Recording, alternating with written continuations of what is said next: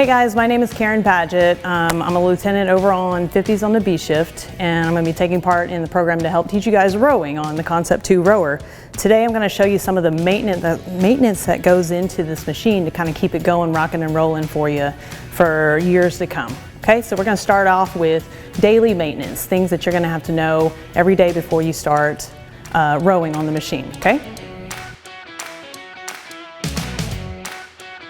Most of you guys at the station like to leave your rower out, which is perfectly fine. It does have the capabilities of being stored upright. The Concept 2 recommends that you be aware that it's very unstable when you have it standing up on just its two legs and on the flywheel in this instance. So just be aware of not knocking it around and being careful when you're around it.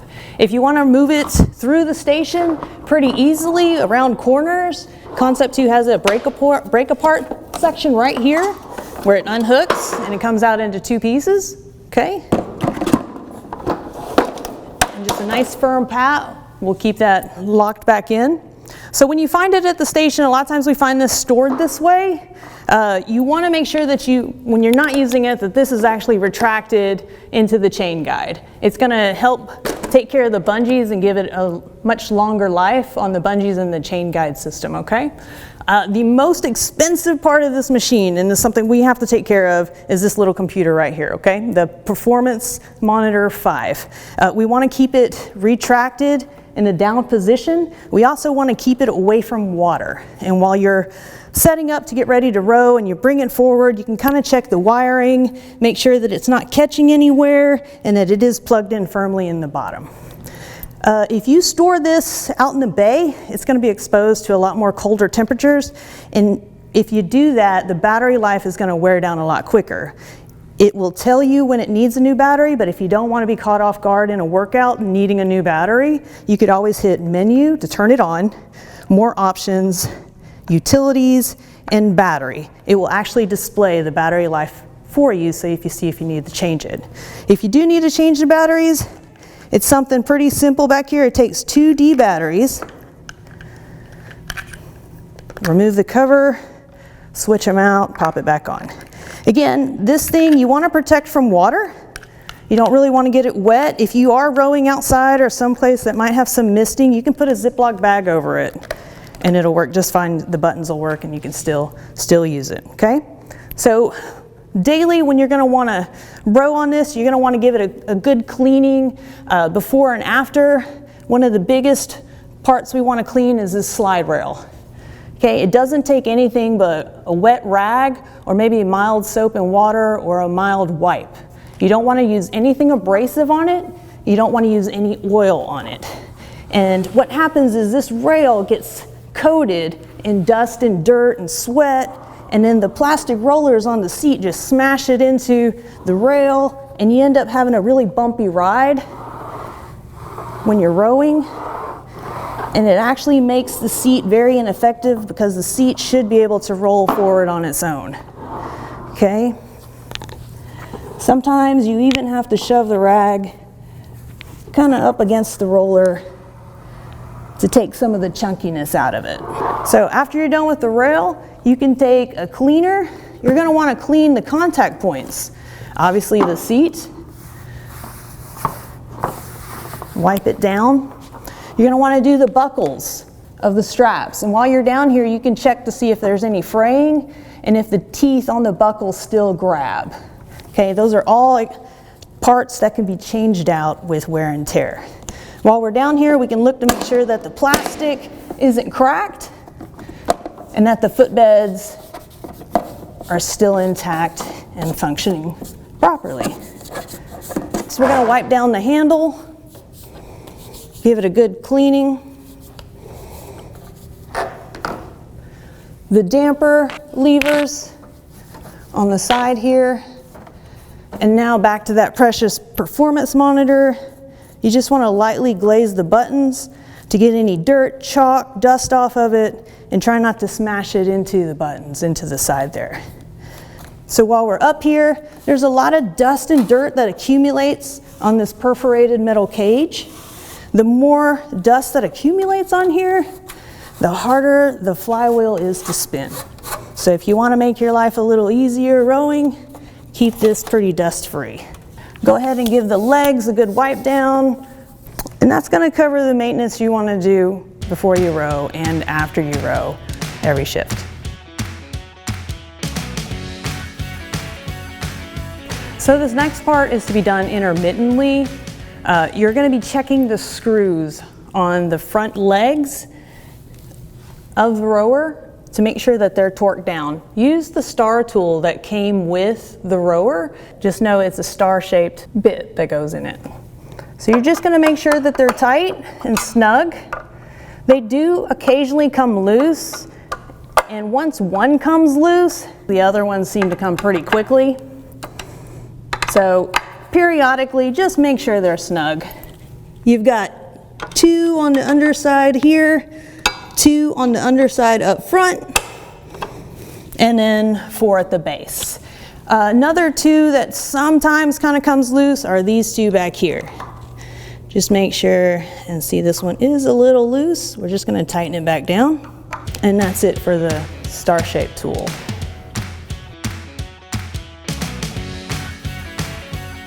So this next part, we're going to cover chain maintenance. You're going to want to do this about every 2 to 3 months, maybe even more frequently if you're rowing out in a very dusty, dirty environment, or you're using the rower a lot, okay? So first off, we want to inspect this U-bolt, okay? This is what keeps the handle attached to the chain. You want to make sure that this piece of metal is securely attached, that there's no cracks in the plastic handle, and this metal piece is not elongating because it's getting excessive wear. Also, make sure that this brass piece is on there to keep it attached, okay? Once that's kind of set, we're just going to gently pull out the chain its entire length. This is usually easier if you have a helper, but if not, it could still be done solo. And as you're pulling it out, you're looking for any type of stuck links or any broken links. This one's pretty dang good. All right, so you're gonna get some 3-in-1 oil at the station. You're gonna put a light coating on this, all right? A thick coating doesn't do you any good, but gets you more dust, and you're gonna sling it everywhere. So we're just gonna lightly coat it and allow it to retract on its own. Once you've applied that layer of oil, you're going to want to work it into the chain. So go ahead and do several strokes on the rower to kind of work it in there.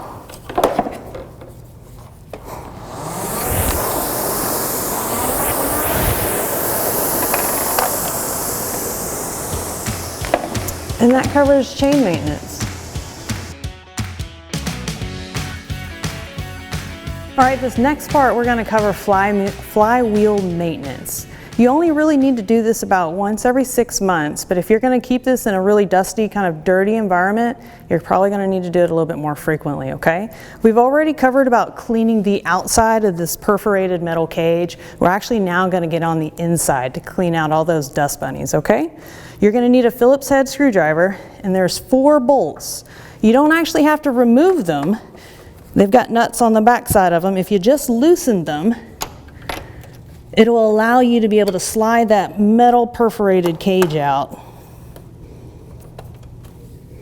Just make sure you hold your finger back there on the nut to keep it from, to allow it to spin. All right. What keeps this metal cage on is actually tucked in behind this segment here. So if you use your Phillips head to loosen it a little bit, it'll slide easier.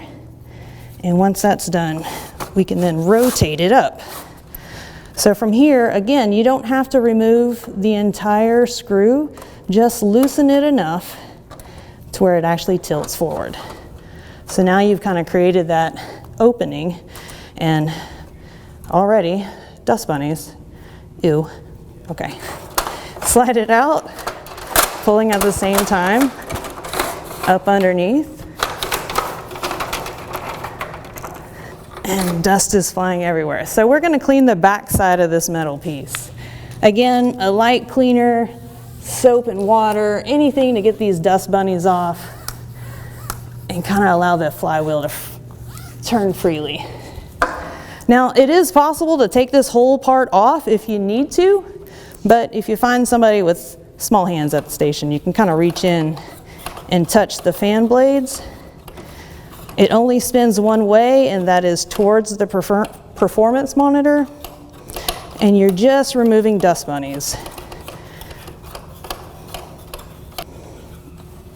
Go ahead and get on the sides of it, anywhere where dirt and dust can get trapped. The less dust in here, the more freely the wheel will spin, and the faster you will go. So once you're done cleaning the flywheel, we're going to put that back in, okay? It goes back exactly how it came out, starting at that first one underneath. And there's a track that it kind of slides on, kind of help guide you.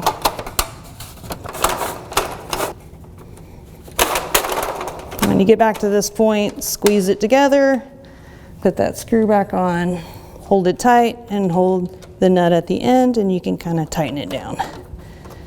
Just snug it a little bit so it still allows you to slide it. You can slide it back underneath tucked so the screw is protected. Tighten it back down. Make sure it doesn't move, and then make sure you get these 4 bolts back on.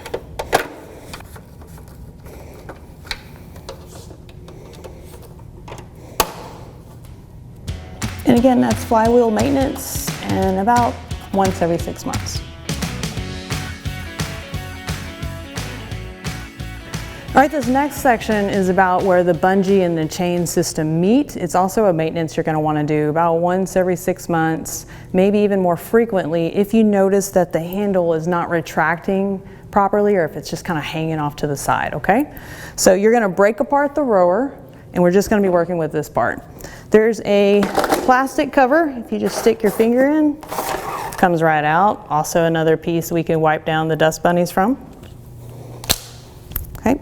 The inner workings of the rower are here. You've got the chain system and where it meets the bungees, okay? While you're inspecting it, you want to make sure that these bolts and nuts are snug, not loose. And then you're going to look for any fraying on the bungee. Just a little bit of pilling is okay, but we're looking for like down to the actual rubber, okay? Now on the bungee system, where it attaches inside the rower, one side, the right side, hooks in this way, and the left side hooks in that way. So if we're gonna adjust the tension on the bungee, we wanna do both sides equally.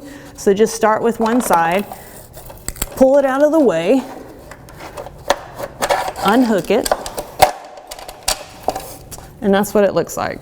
So if you need to adjust it, it's kind of self-tying in a way, like it keeps its own tension if you just follow the pattern on the piece of metal hook.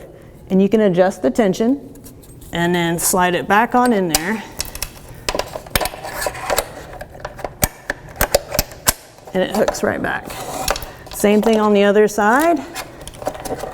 Pull the chain out of the way, unhook the bungee. This side, the hook faces towards you. Adjust it as needed and hook it back to the outside of the pulleys. You make sure they're on the guide pulleys. You don't see any kinks, any broken links on the chain. Clean off that plastic piece, and then it inserts right back in.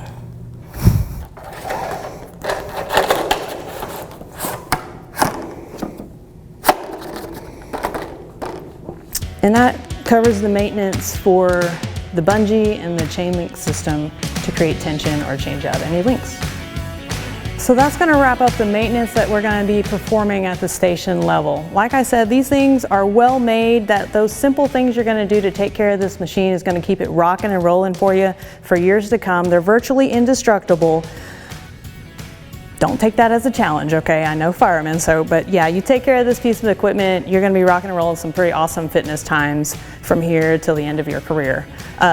If you have any questions or need any help, you're gonna be having some battalion instructors that are gonna start rolling out and helping you learn technique and also help you with the maintenance. Also, if something is broken on it, most of the parts on here are pretty simple and easy to replace, and a lot of it's under warranty, so don't wait too long and let it create more problems for you before you say something about getting it fixed, okay? So I'll see you on the next video, guys.